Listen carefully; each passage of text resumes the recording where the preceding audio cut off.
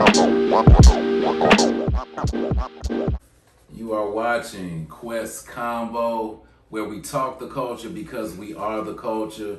Once again, live and direct, man.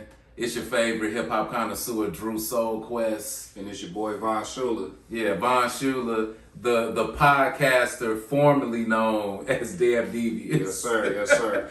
Von Schuler is in the house.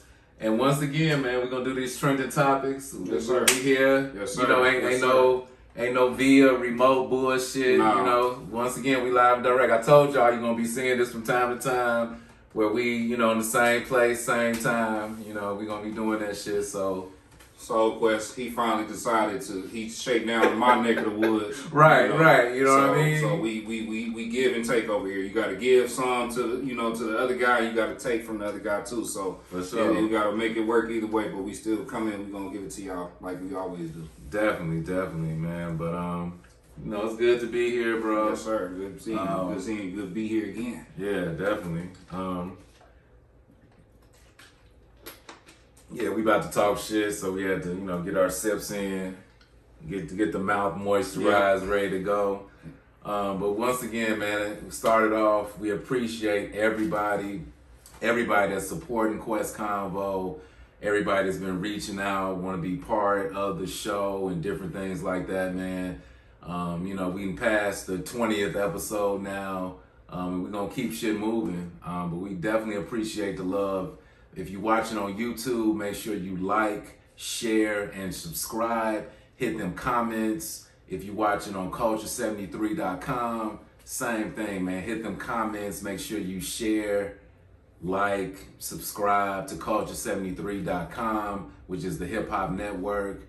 Yeah, and if you listening to us on Spotify, same thing, like, share, and subscribe. So we got plenty of outlets for y'all to check us out. Every once in a while, we do these trending topic episodes where we kind of talk about, you know, different things that happen within the week that have to do with our culture. So we're going to get right into it.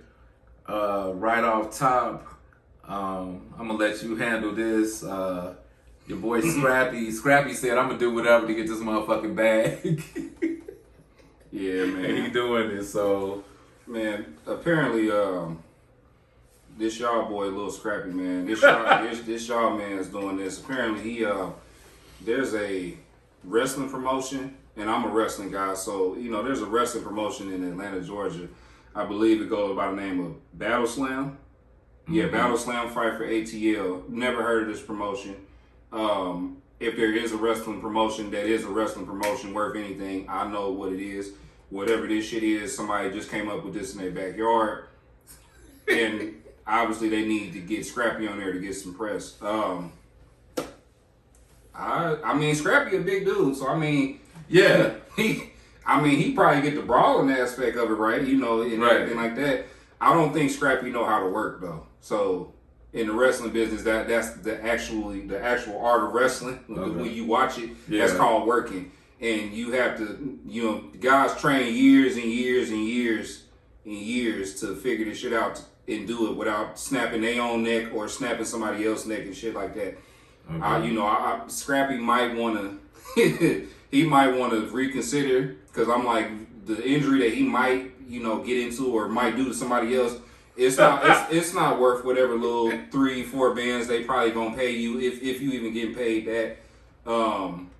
And is anybody else even in this? As I'm so looking. He's talking about like he gonna wrestle. Do you know who this Baron Black is? That's who he's saying he's gonna go against him. There's a lot of Baron Blacks. I've looked into him, and he don't got no other name that I've ever heard of. So I'm guessing that's it. Okay. But even still, like, what are you doing? Like, what are you doing, man? Like, getting the bag. I mean, getting the bag, but I'm like, shit, is the love and hip hop, that ain't enough of a bag, or? I guess not. You know what I'm saying? So let's say, let me see, hip hop pro wrestling acts such as competed with the musical acts. Oh, Pastor Troy, I guess he gonna perform. And you know, and that's another thing. When I lived in Atlanta, so the wrestling culture there, it is kind of heavy. I actually one of the first things we actually did on Culture 73. It was the one guy, I can't remember dude's name. What is his name? I'll show you the actual interview and everything. Yeah.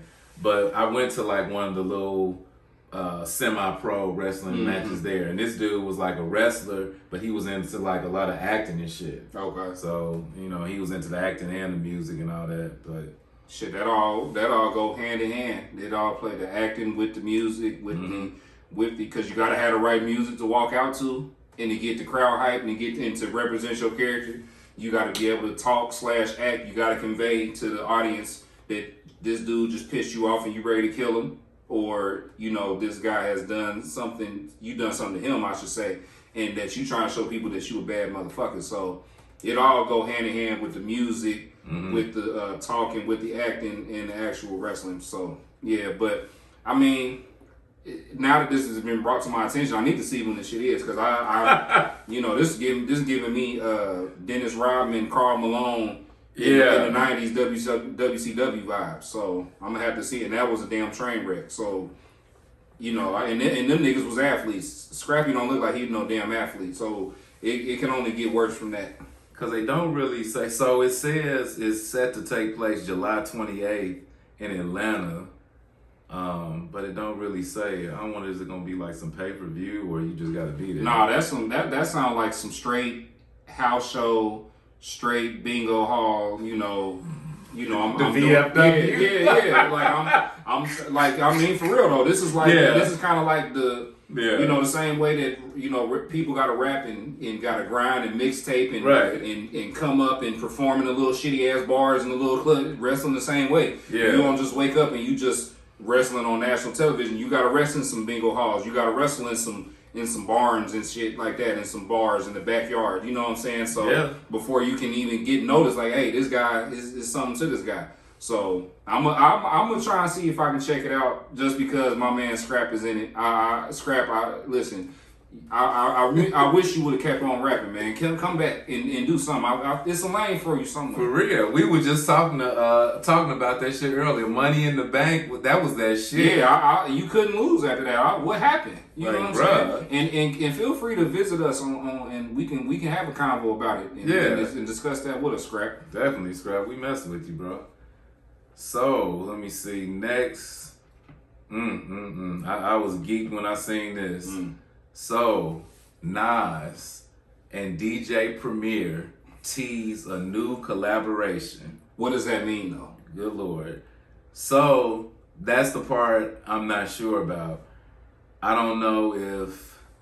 Because to me, for them to make...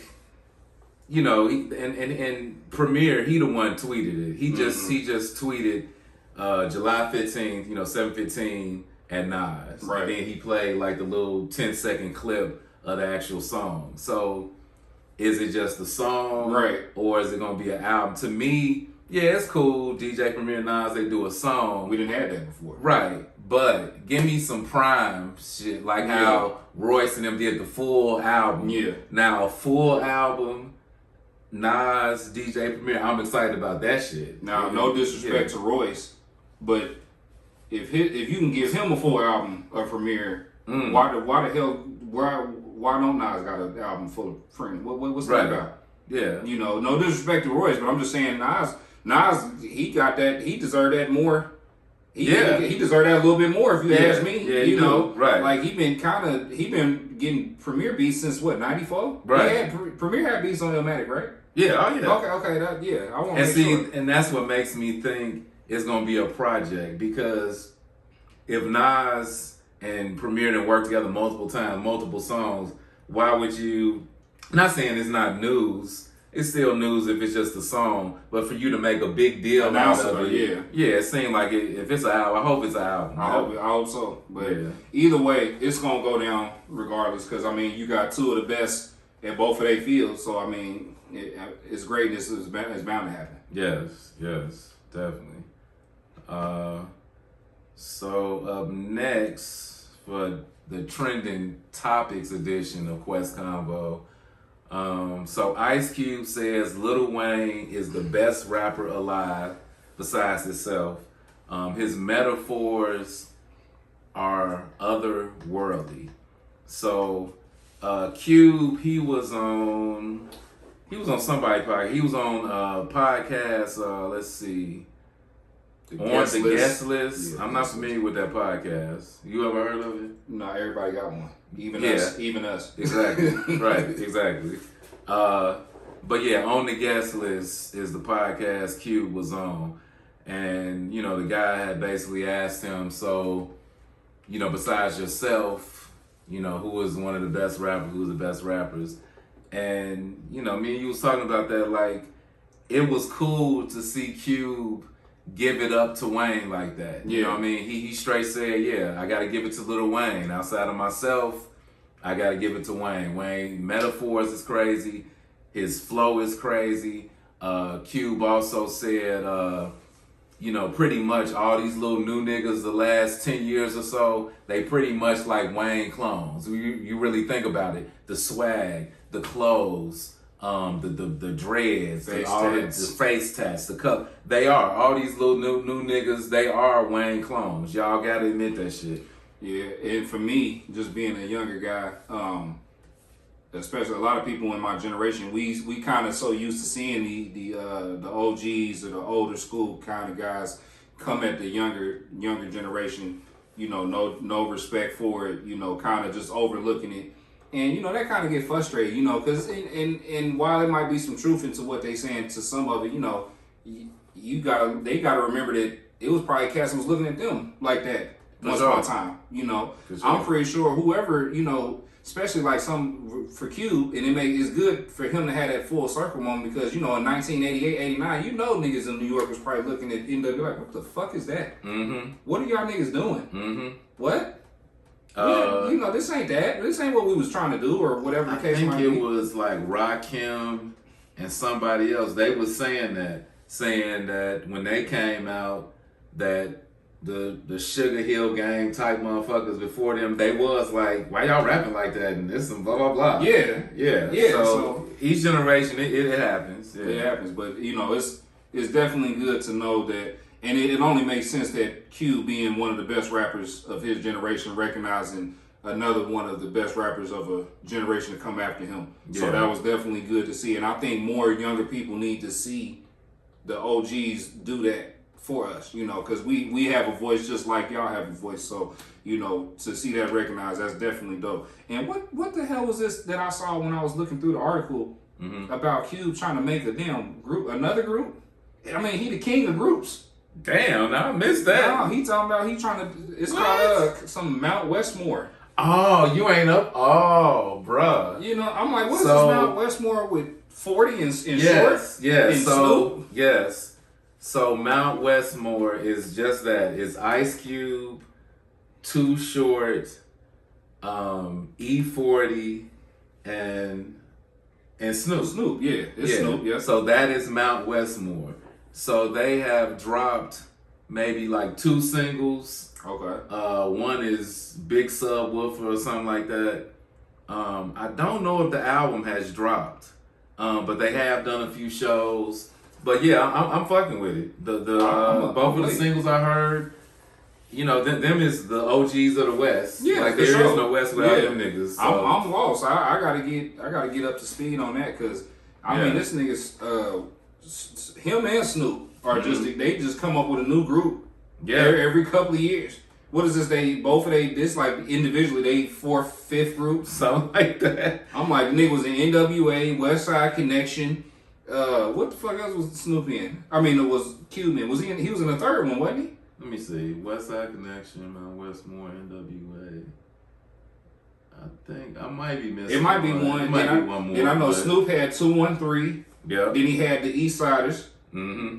Then who else? The Dog Pound. Right. Shit. Them West niggas be clicking up. Clicking up. Yeah. Yes. I'm like, and that's almost like you kind of see where Atlanta got they kind of culture kind of slash sticking together type mentality from in a sense because that's all West Coast all throughout the 90s just clicked up through hip hop period. The South and the West is the niggas that, like you said, clicked up. Yeah. They supported each other, all that shit. Other parts, New York niggas to this day talk about that. Joe Budden, Mano, all Cameron. They pissed about it. They be talking about that. They be like, that. y'all New York niggas, we be hating on each other. We don't support each other. There's a lot of that shit in the Midwest as well. Yeah. Chicago motherfuckers, Gary niggas, even Ohio, Detroit. The whole niggas don't really click up and support motherfuckers like that. Yeah. And it's like, you would think they would change that mentality when you see what the South has accomplished, what the West accomplished. You know what I mean? But yeah. But I think that just got a little bit to do with the Midwest kind of being in their own box. You know what I'm saying? That I don't know if that got something to do with it or not, because I kind of noticed that when you is in the Midwest, a lot of people tend to think a little bit higher of themselves, kind of more than normal. So I don't know if that got something to do with the shit or not. Right. But I'm like you said, I mean, the blueprint is there. It can be a whole renaissance, man, in any part of the country if cats just stuck together and just created a scene with each other. Right. And like you said, going back to the New York shit, I was watching. Who was I watching? Where they was mad.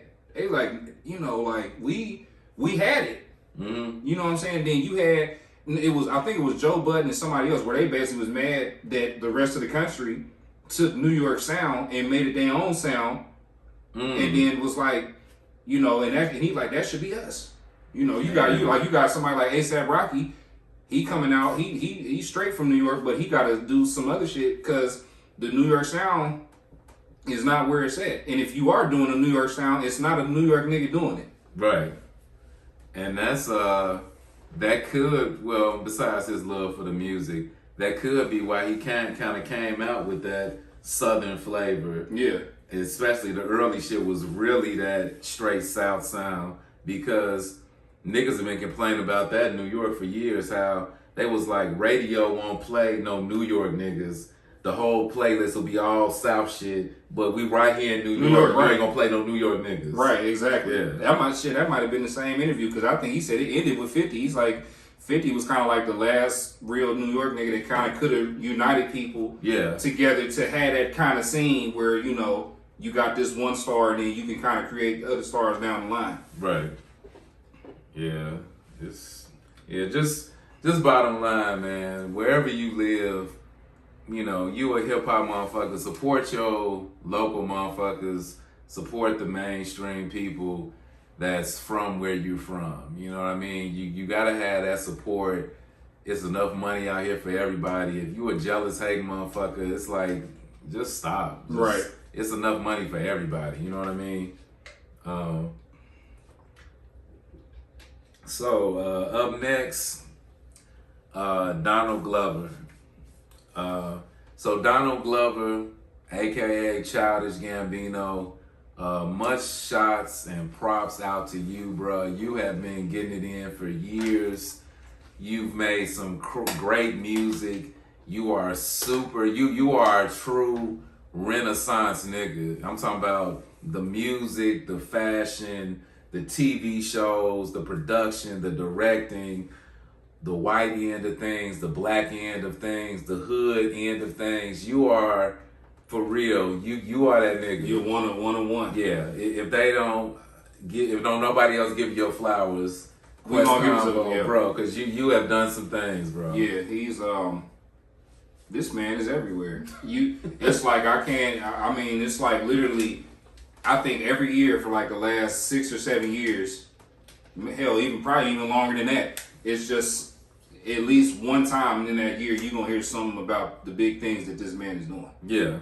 I don't give a fuck what it is, whether it's a new show he got coming out, whether it's some new music, right, whether somebody got him on a panel somewhere and he just expressed his opinion. Right. Anything you're gonna hear about Childish Gambino. Yeah. You know, and it's crazy because, you know, when I first saw him, I didn't even think he was gonna.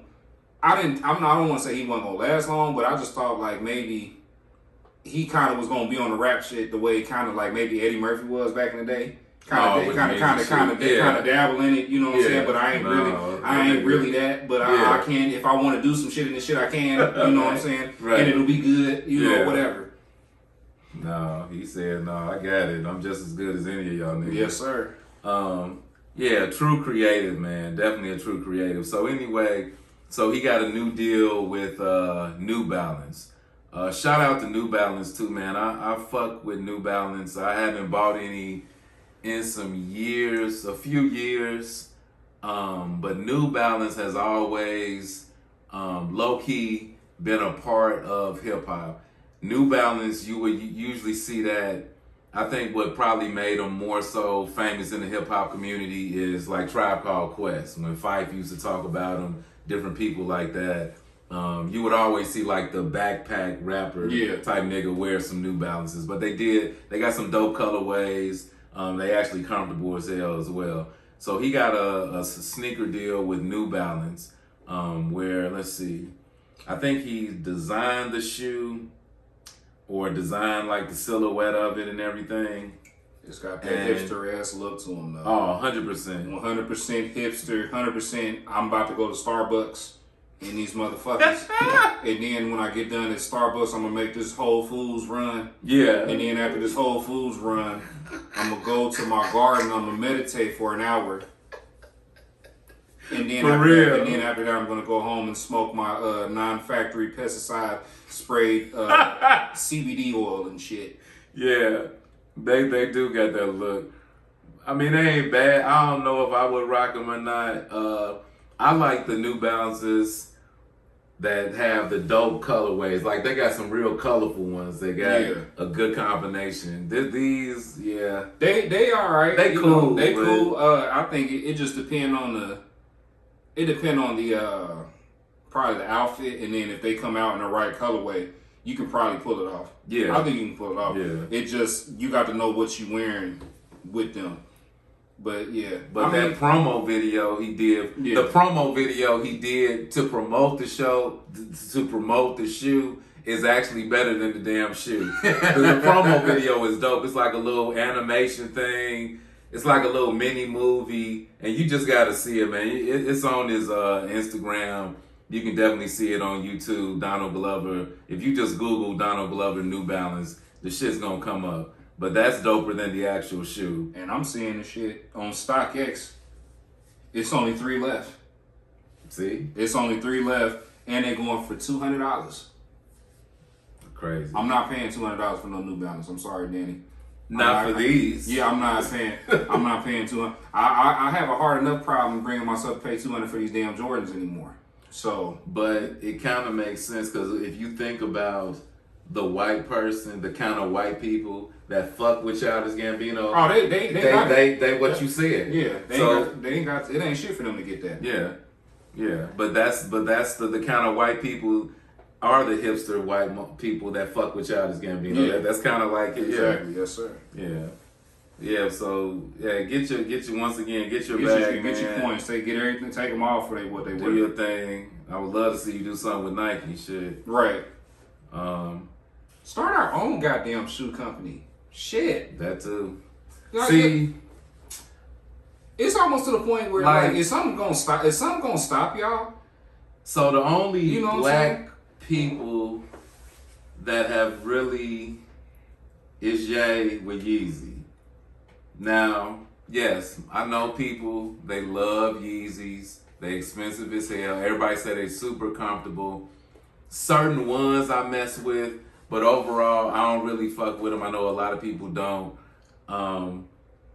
But to me, that tends to be the issue. Like, I try to support black business. You know what I mean? I'm a black business. We're a black business. Mm-hmm.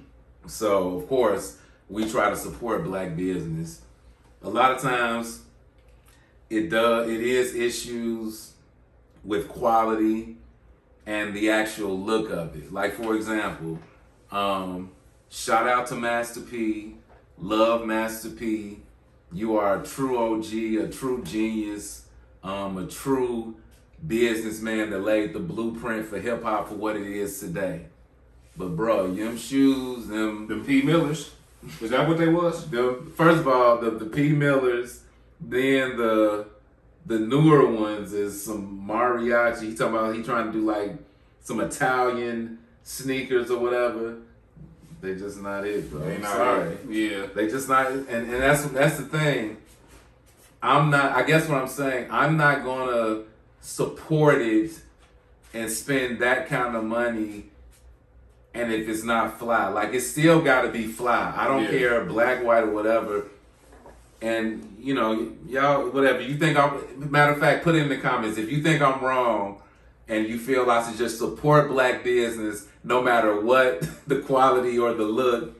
Hey, tell me in the comments I'm wrong. But my personal feeling, the shit still got to be fly. Yeah. I'm not just gonna. I gotta want people to at least ask me, hey, what is them? You know, and at least where can you get them? And then if motherfuckers don't like them, they probably just not gonna say shit. Yeah. If they ain't talking about you, so. Yeah, but the P Millers, see, you don't know about the newer ones. No, I just remember the shit. I barely remember them, bro. The newer ones are just no. I barely remember, but I just feel like if you, cause when you say like that, that's where the R&D, like the research and development and the quality control and people testing it out and stuff like. I think that's where all that come into play.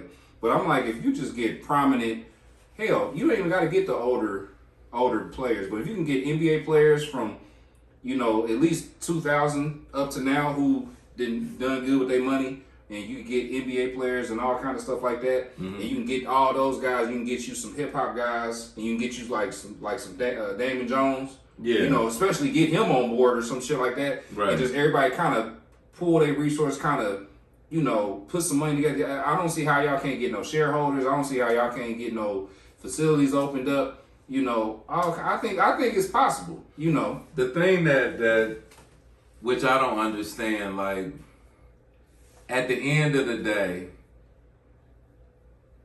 if you're a black creator, you know, doing what we do or trying to get into fashion, shoes, different things like that, I'm not mad if you're trying to be different, be unique, change the game, different things like that. But you also, like everybody, whether you like it or not, everybody knows what is hot.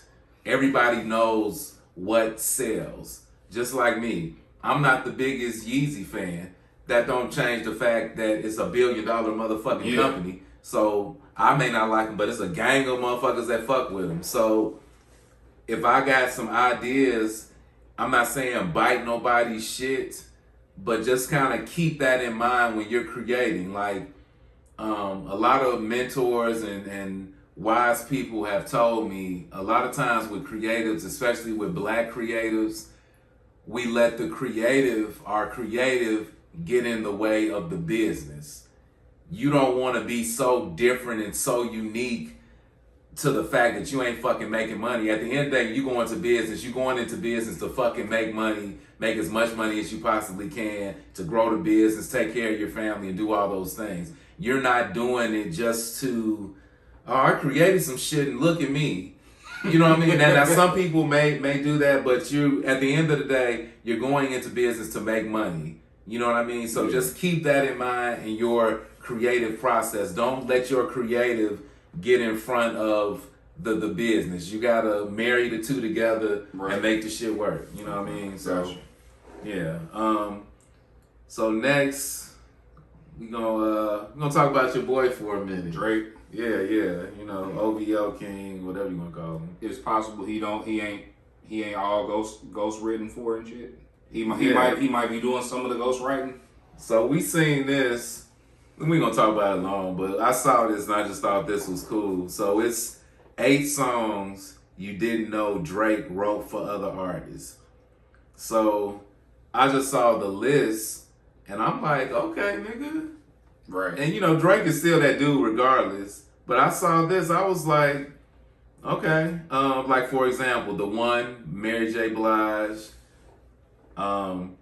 This was one, cause I fuck with this song to I this did not. day. Yeah, when I saw that, I said, "What?" Really? I said, "What?" Really? Exactly. I was the same way. What? You wrote for Wayne? Yes. So Lil Wayne, I'm Single. That was on. What was that on? That's on No Ceilings. Yeah. That was on No Ceiling. So one of of Wayne's iconic tapes, No Ceilings. The song is I'm Single, Lil Wayne. I fuck with that song so hard to this day. That song is just a nice, mellow ass vibe. Right. He talking that shit. He talking that shit that if you are a single nigga, if you a single nigga now, or if you getting out of a relationship or marriage or whatever and become a single nigga, that's the song. He embodies that shit. That was me in 2010. He talking that shit for real. Mm-hmm. Yeah. It was like Wayne was speaking to that woman on my behalf. Right. I was like, yeah, get her ass, Wayne, because I ain't worried about her. You get her. But yeah, definitely that surprised me. It also surprised me knowing that he wrote Unthinkable with Alicia Keys. Man, I was like, nigga, what? That was one of her biggest songs. Yeah, one of her big. Might be the biggest song. That shit was and I love that damn song. Yeah, and I always knew he would, because he was he. It's one of them weird ones where he was kind of credited, because I always knew he was on it, right. but he was kind of like he was like background vocals, right? Basically, yeah. But and they didn't really credit him for that, so I'm like to then find out like the nigga wrote it, like. And then I guess you can kind of forget, like, the nigga is a singing nigga, so you know he kind of do be trying to sing a little bit. He slowed down on that a little bit in years, but we kind of forget that whole background that he had about him with that. Yeah. Another joint, I fucked with that song, the Fall for Your Type, the Jamie Foxx joint. You remember? Yeah. Mm-hmm. That was another one. That shit was hard. Everything else, like it's a few joints, like Rita Ora. I didn't never fuck with her, so I'm not really familiar with that one. Yeah, and now Beyonce. I'm like, you wrote for Beyonce, which I'm like, I can see that. I can see that. That kind of makes sense, because I'm like, hell, you the biggest rapper, she the biggest singer, or biggest black singer, I should say, or whatever. So it's only right that y'all paths would cross, and Drake. He the type of artist, he can rub elbows to do some shit like that. Oh yeah. But at the same time, it's kind of it's cool. But then it's like when you see what other motherfuckers have wrote for, like when I found out Neo wrote Irreplaceable. Like that. Yeah. That's how there's levels to the songwriting shit. If you is gonna be writing a song, because I mean, when I first heard Irreplaceable, it ain't like it was just my favorite song, but I had enough of an ear to be like, yeah, this is a fucking hit. Yeah, definitely. Yeah, this is a hit for the women. I know it is. Well, see, with Neo, a lot of people don't like. That's how he got. Like, he started off songwriting. He was a songwriter for years before that nigga even came out. So that's really his. Man, how does that even fucking work? Like, do you just wake up one day and say, "Well, I want to. I've been writing this shit. Let me try." I think is that what it is, or to me, I think it'd be like, because once again, we was talking about that behind the scenes, the producers and the songwriters at the end of the day, they make more money than the artists, and I think it'd be where you write a song for an artist and you be like, damn, that's a fucking hit. Look at what they doing with my shit that I wrote. Yeah. And you get to a point where, let me just get out here and be the artist my damn self. I'm writing hits for these other motherfuckers. Right. I can sing a little bit. Let me try to do my own thing. Okay. The 30 Hours joint on Life of Pi, I did know that Drake had some involvement with that. That was the only one on the list that I knew about. It didn't surprise me, but like I said, I didn't really pay attention to Life of Pablo, because that was the Kanye album I always knew that was coming. I just didn't know when. Yeah. That was a Kanye album I knew that was coming. Shit. How long have I known Life of Pablo was coming? It was between either Graduation or Twisted Fantasy. Okay. Where I was just like, this nigga can't do this forever. I'm like, he just can't.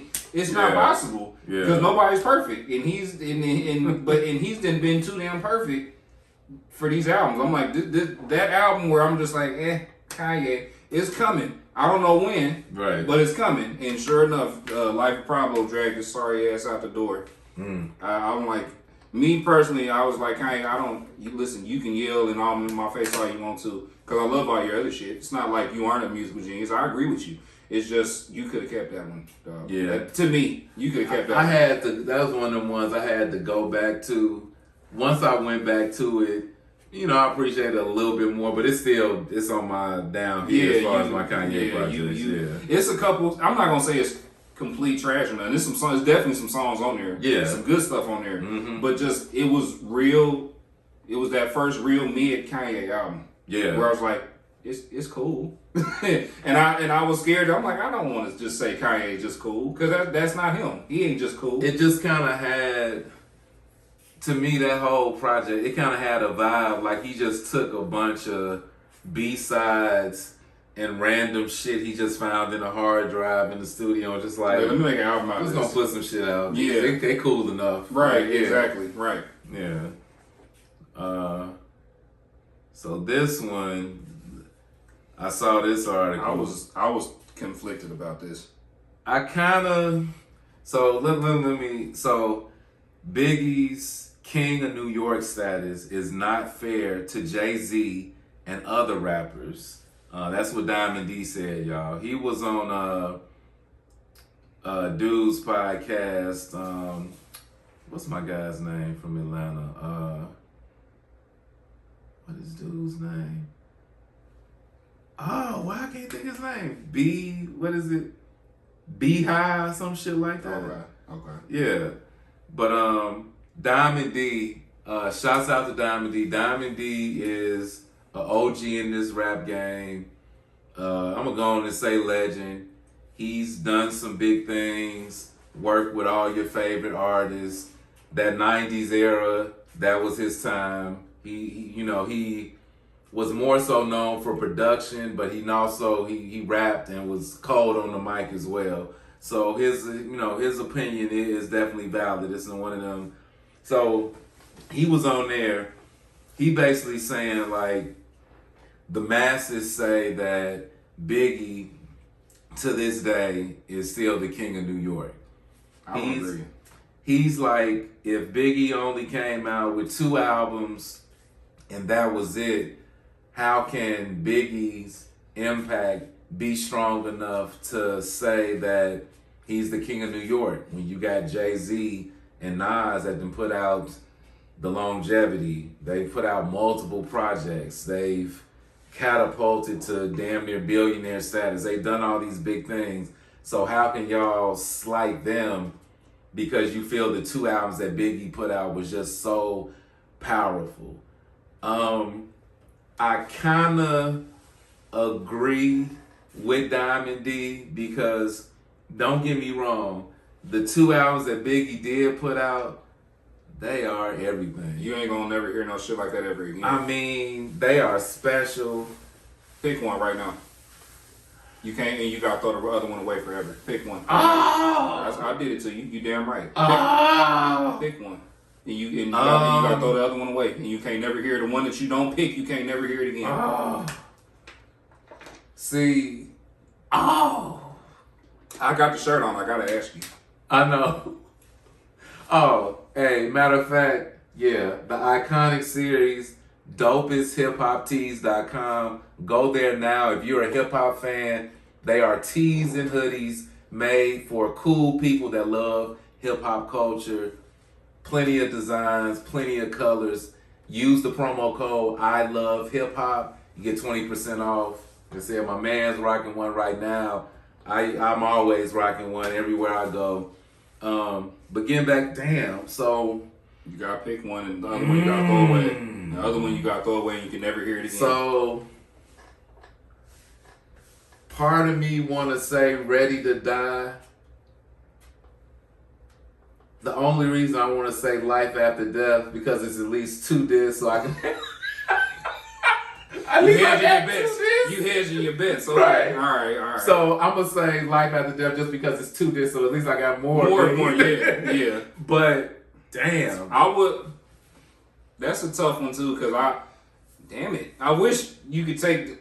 I wish it was like you could replace like the 2 or 3 songs on Life After Death I don't like. I wish I could just replace it with like 3 of the Ready to Die. Because as much I love Life After Death. Life After Death is amazing. But Life After Death was the polished big that was ready to catapult to a Jay-Z level and about to take over the fucking world. It was more of a polished sound, polished flows. Ready to Die was Biggie on the block in Bed-Stuy with the Timbs on, with the hat and the leather, had the strap on, smoking a blunt. That was the Biggie on Ready to Die. The grimy, Yeah, for sure. So it's kind of, but getting to this, man, it's, I guess it kind of makes sense what he's saying, because they like, Jaden had, I don't even know how many projects Jaden had, but he had multiple projects. 12, 13.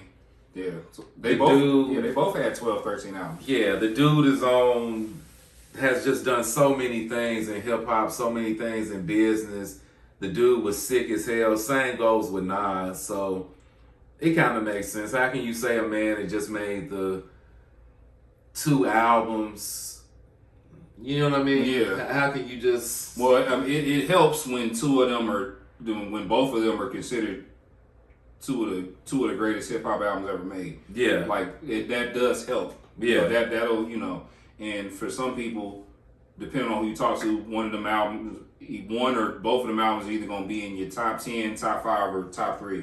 Right. So that stuff like that helps when it's like one of those things where it's culturally significant. Yeah. You know what I'm saying? Yeah. Like you can't tell the story of hip hop without talking about at least either Life After Death or Ready to Die. Yeah. So you can't do it.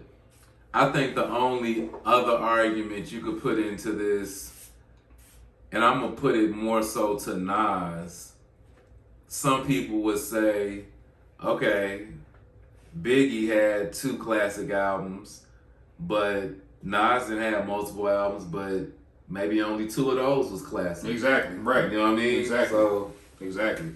Yeah. But with me, what I kind of noticed is, I noticed it earlier on in their earlier work, but I noticed like, and this is kind of like New York rappers in general, and maybe I just need to tune back in, and it ain't everybody, but for the most part, it's like, it seemed like they kind of, as they get further along in their careers, it's almost like they kind of stop recognizing themselves as the New York nigga, kind of like maybe not fully, okay, but it's kind of like they kind of get away from that. You know, like they don't necessarily rep it as hard. Like I'll put it to you like this: like after Godson, I didn't really hear Nas speak too much, just on that New York level. Naming streets, naming parts of New York, naming what you're doing in New York. You know what I'm saying? Okay. Kind of things like that. Same thing with Jay-Z. He kind of eventually came back to it a little bit with the New York state of mind and all this other shit. But he got too damn rich. Nigga, why is you still talking about Marcy? And you could probably buy Marcy now at this point. So it just seemed like they kind of, after a while, they kind of get away from that New York roots and shit anyway. So it's like, well, how can you really be the king of New York and you don't even really talk about your damn kingdom all like that? That's a good point too. Yeah, New York niggas, they don't rep like the South. Like them South niggas rep forever. The New York niggas rep in the beginning until they get to where they want. I done made $1 million. Okay, fuck them niggas. So. Yeah, that's a good point. But yeah, I feel what Diamond is saying. Y'all hit the comments, man. Let us know what you think about that. Is Biggie the king of New York, or would you give it to Nas or Jay-Z? He even bringing up like Wu-Tang and all these people, just trying to basically show, like, he brought up Wu-Tang, he brought up Mobb Deep, the shit they've done, the bodies of music that they put out. That's his argument. I'll put it to you like this. At this point, would that title even mean anything in 2022? That's a good point. The same way, like how, the same way that T.I. being the king of the South meant something. That when T.I. said that shit meant something to me. Yeah. I believed him. You know what I'm saying? Or when Wayne said that he was the best rapper alive, for a period of between 2 to 4 years, whatever that period was, I believed him. That rang true. I believed it. You know what I'm saying? So it's like, if somebody like if Jadakiss was the one to say, "Nah, nigga, I'm the king of New York." In which all love and respect to Kiss, but does that even matter at this point? Would that even fucking matter? Would that boost your standing? Would that, you know what I'm saying? Yeah, kind of. Would you get more streams? Would you be featured more? You know what I'm saying? No. That's what I'm saying. Yeah. Like that title, does that even mean shit anymore? Because at this point, which has been the last at least 10 years, the South runs hip hop. Yeah. So yeah, even like what you're saying, anybody could say they're the king of the South now. It would be a big fucking deal because the South runs hip hop. The South sound runs hip hop. Yeah, like you said, the New York thing, y'all don't run hip hop no more. So right. It's not really a. It don't do it matters. Yeah, exactly. Kind of don't. So it's like it almost get redundant after a while. Shit. Right. This shit was funny to me. Funny little baby. Yes. but see, look. Let me say this though. The thing. And speaking of little, have you seen Little Baby Mama? I mean, I've seen one of them. Jada? I don't. All I know, as of lately, one of Lil Baby's mamas has been very visual on like Instagram. It was like one video kind of went viral. She was about to twerk, and the son. Yeah, that's Jada. Yeah, the son came up like, no, yeah. But we still saw them cakes though. Them cakes. She a good looking woman. She was saying them cakes. She came out with a video not too long ago and was talking about, basically it's kind of weird. She was like, she was like, you think men don't value us no more like they used to? Like it just seemed like dudes in the 80s and the 90s was so much better and shit. I said, no, baby, they was where you think the niggas that today learn shit from. I said, no, baby, they don't you can't do that. You can't, because let the women of also today tell you they was chained into the house and was beat up on and all this other shit and done dirty by men. So you can't. Which one was it? Was men tyrannical dictators to y'all, or was we loving, protecting, providing all the way, holding it down?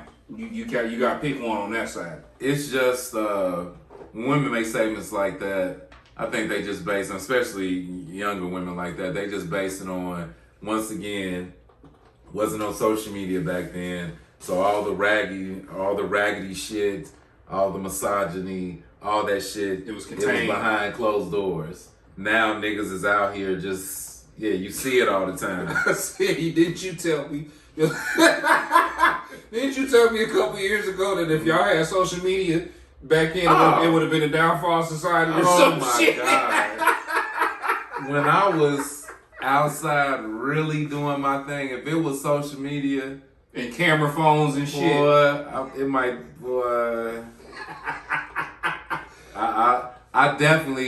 have been viral a few times. The shit I was on, definitely. I might not even be here right now, boy. I'm telling you. Oh shit, that's hilarious. Yeah, it just wasn't cameras, man. Right, exactly. Ain't nothing new, man. Ain't nothing new. I saw a clip. Dude played. He said.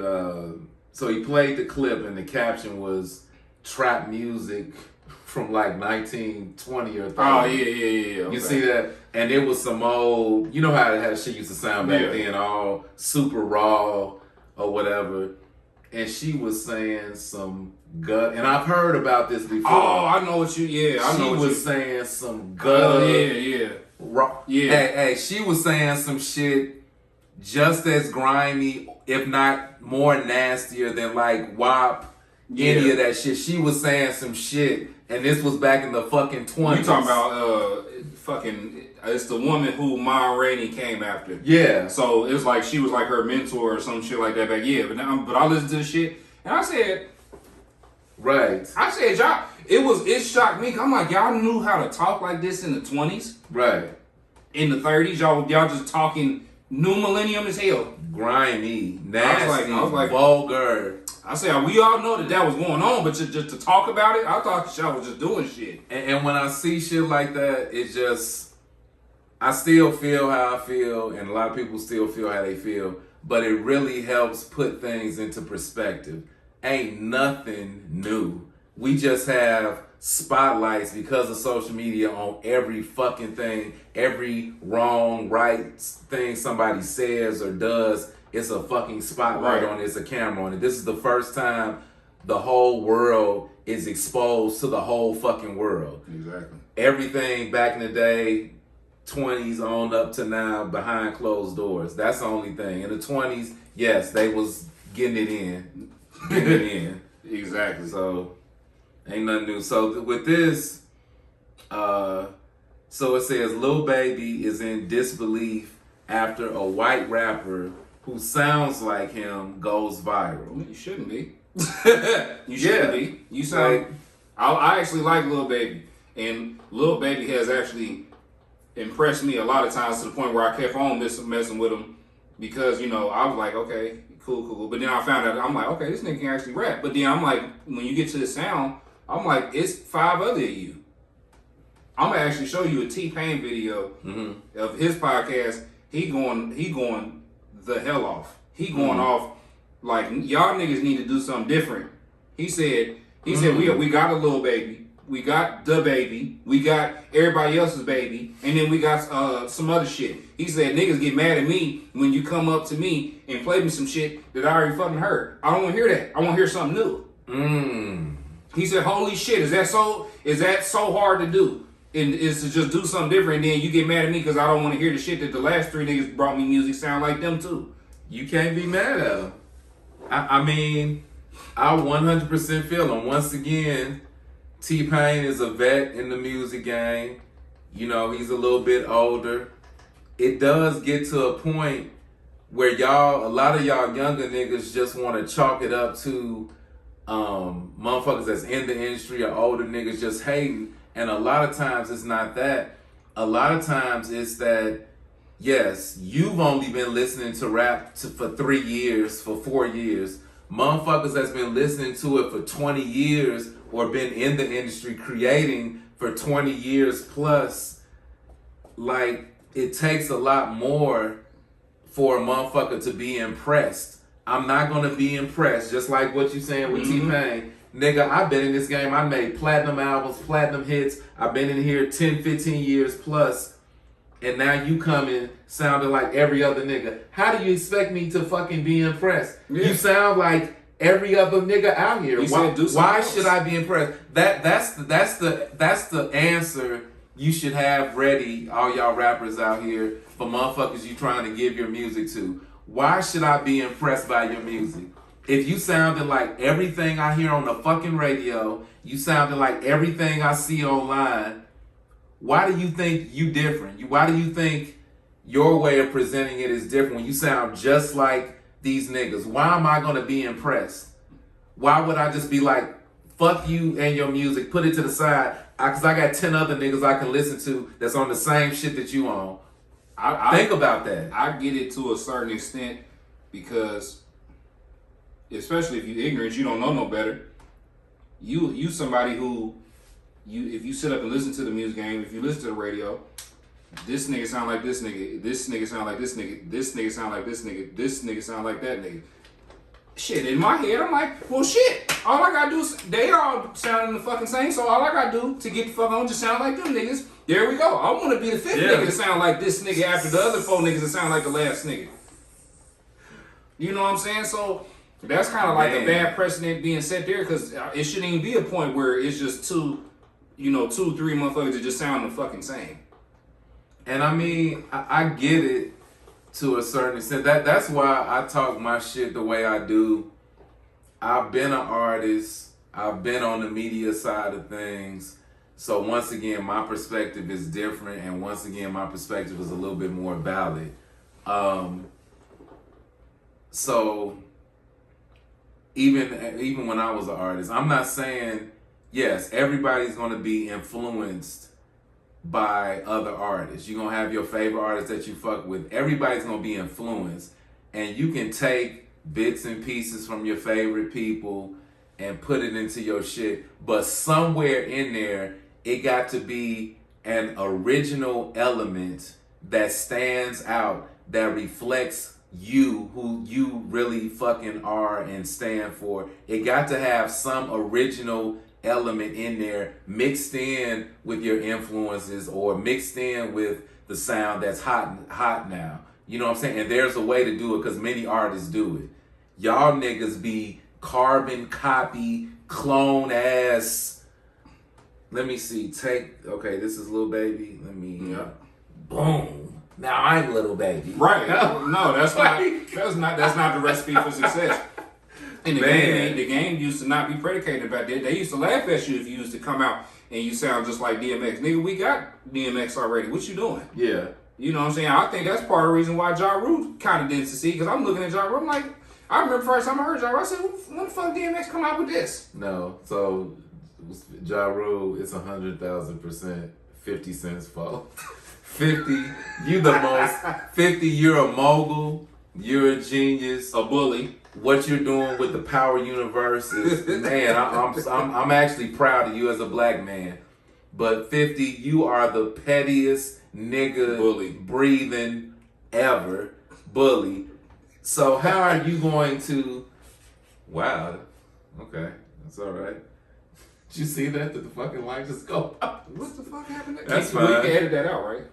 It's probably still be fine. Okay. Whatever. I think it'll be cool. They coming back too. Oh, okay.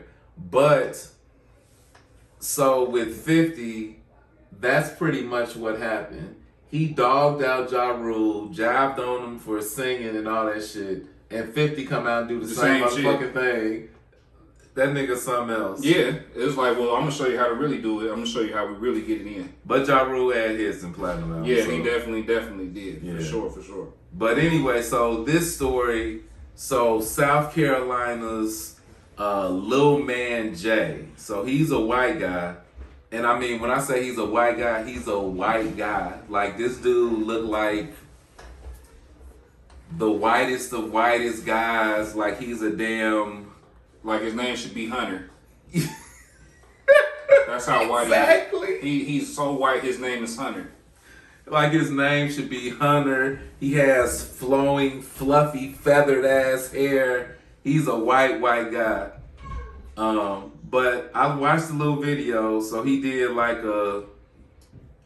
was it a name or something? Was it just a freestyle? So it says Lil Man Jay Cap Freestyle. He does sound like Lil Baby. Not going front. I don't know if you listen to it, but he does. I don't want to see it. No, I'm not. So this is the thing though. He sounds like Lil Baby, but the shit's kind of cool. Like, I ain't gonna lie, it's kind of cool. But this is my thing. And Lil Baby, I like you too as a rapper. I do. But once again, they're making a big deal out of it. But how hard is it to really sound like Lil Baby when you put in the aspect? He's from South Carolina. He's a country motherfucker, white or black. He country, got that country dialect. And Lil Baby is, his shit is drenched in auto-tune. Yeah. So he's a country motherfucker with that dialect. And you put the auto-tune on it. Like, it's not hard to sound like Lil Baby. Like, yes. I mean, yeah, I agree with that sentiment. You shouldn't be so hard. You shouldn't be so easy to emulate. Yeah, that's the problem. That's why everybody. Yeah. That's why everybody sound like Discount Future, because Future he got it, but he got it tweaked in such a way and put it in such a way where it's like the auto-tune nigga is just right.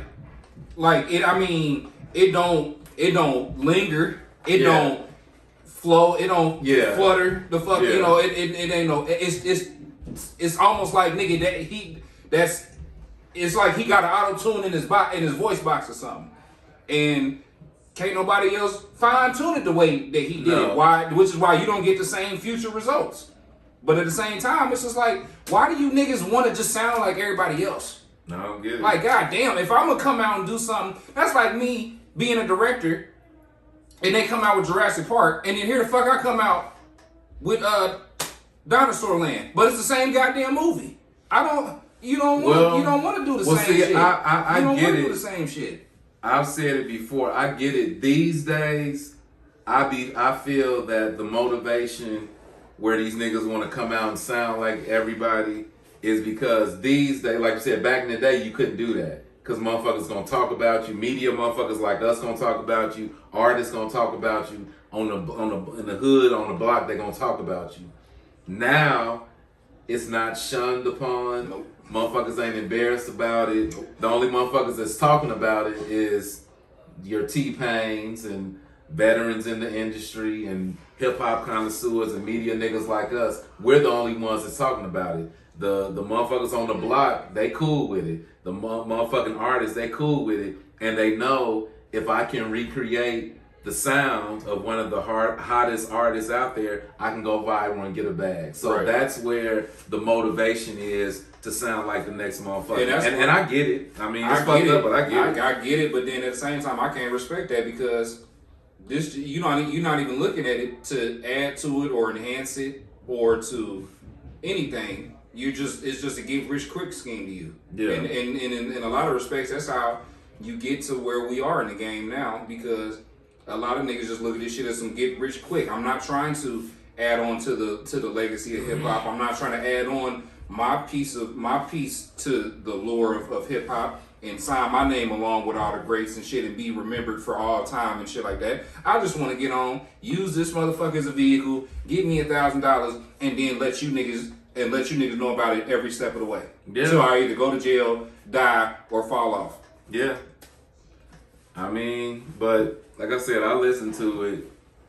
Like I said, it's not bad. It's that he even got a line in there. He say, trying to be black, but I'm white as can be. I'm the white little baby. No one's harder than me. I'll get my little baby from Lil Baby. And this article and the video, let's see what it's looking like next week. Yeah. I bet this motherfucker his numbers about to be crazy. That's what I'm saying. His numbers are about to be crazy. Motherfuckers ain't never heard of about to go fuck with his music. So what's his name? Lil Man J. Lil Man J. Enjoy the 15 minutes that you get. Right. I really hope you do, and take that money and invest. Yes. Hopefully you do something. You know, you're not one of us. So do the different thing. Don't be like us. Take your money and actually not fuck it up or fuck it off or trick it off.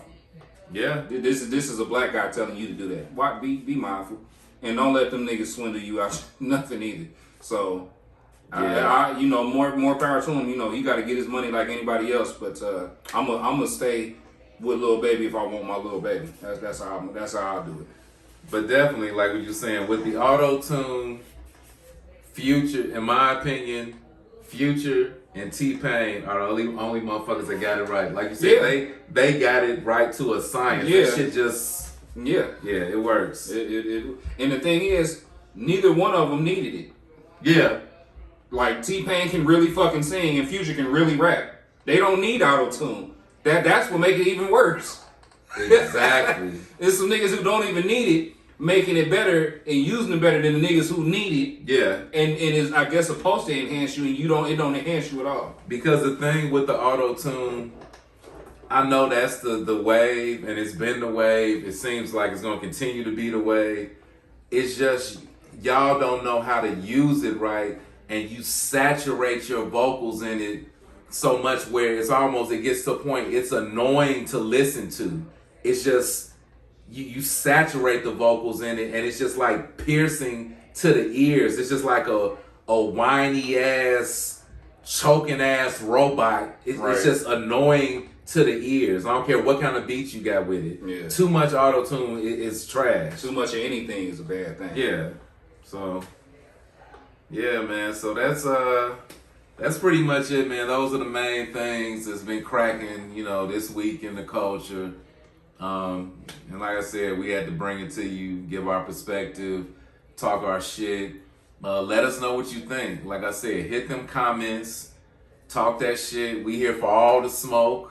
We're here for all the thoughts, all the views. We ain't no haters. Never have been, never will be. Nah, just come in and let us know. We doing this for y'all, man. Just to let y'all know that we in touch with the culture. We in touch with what's going on out here in these streets. We keep up with everything. We love hip hop in all forms, shapes, and sizes. It don't matter where it come from. So definitely let us know your feedback. Let us know what you think, and we'll get back with y'all. Yeah, definitely, man. You watching on YouTube? Once again, hit that notification bell so you are aware and notified every time we drop videos. Every Friday at 11 a.m. Quest Convo, the podcast, is on Spotify.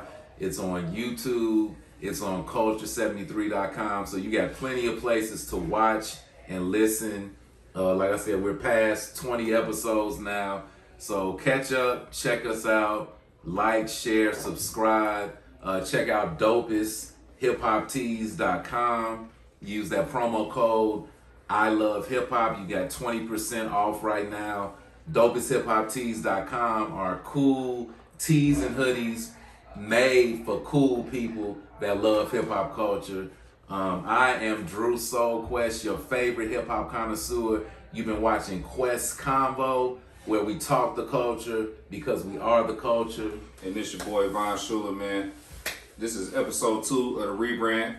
It's gonna be Von Schuler going forward. Make sure you follow both of us on Instagram. You can find us both on Facebook and Instagram. And we're going to be able to bring you more additional content as well as anything you might have missed throughout the week. So until next time, we signing off. We love all y'all. And y'all be good people. Oh yeah, peace and love.